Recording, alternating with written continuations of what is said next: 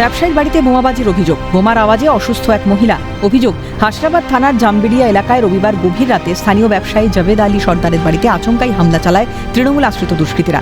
বাড়িতে একের পর এক বোমাবাজির অভিযোগ, বোমার আঘাতে ভেঙে যায় জানলার কাঁচ, বাড়ির সামনে ছড়িয়ে ছিটিয়ে পড়ে বোমার সুতলি।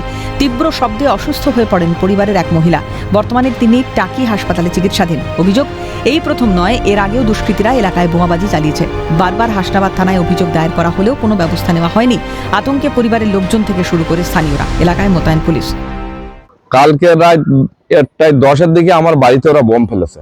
মানে আমাদের গ্রামের কিছু দুষ্কৃতী আছে, তারাই বোম ফেলেছে। দীর্ঘদিন আজ 3 মাস 4 মাস ধরে প্রায় বিভিন্ন জায়গায় বোম টোম তারা ফেলছে, কিন্তু প্রশাসন মানে পুলিশকে পরে জানাবার পরও পুলিশ থাকার কারণে পর্যন্ত বোম ফেলেছে। এরা কি কোনো রাজনৈতিক দল করে?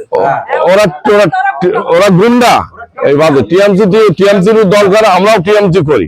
আমরা আহত আছি, একটা যা হসপিটালে ভর্তি আছে, তার অবস্থা এখন বিপজ্জনক, কিন্তু তার এক সাইড কাল হয়ে গেছে, একটা কান তালা লেগে গিয়েছে, পর্দা ফেটে গিয়েছে। এই ঘটনা দুষ্কৃতীদের এলাকা দখলের লড়াই বলে দাবি হাসনাবাদ ব্লকের তৃণমূল সভাপতির। এর সঙ্গে তৃণমূলের কোনো যোগাযোগ নেই বলে দাবি তার। দেখুন, এরা তৃণমূল কিনা আমার জানা নেই, এটা দুষ্কৃতীদের এলাকার দখলের লড়াই। এবং প্রায় যে আপনারা বলছেন যে প্রায় ওখানে এই ঘটনাটা ঘটছে, এটা সঠিক কথা, এবং সেটাও দুষ্কৃতীদের মধ্যেই হয়। নানানভাবে এলাকা দখল করার জন্য এটা প্রায় করে থাকে। এর সঙ্গে তৃণমূলের কোনো যোগসূত্র নেই। জেলার মধ্যমগ্রাম হাই স্কুলের গেটের সামনে ভয়াবহ বোমা বিস্ফোরণ ঘটে। হাসনাবাদেও বোমাবাজি, কিন্তু প্রশ্ন, কোথা থেকে আসছে এত বোমা? বিধানসভা ভোটের আগেই পরিস্থিতি এত জটিল হয়, তাহলে ভোট পরবর্তী পরিস্থিতি কি দাঁড়াবে?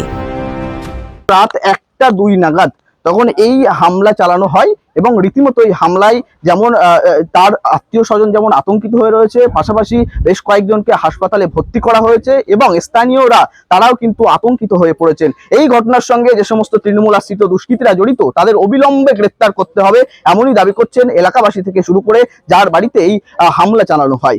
হাসনাবাদ থেকে শামীম মোল্লা, ক্যালকাটা নিউজ।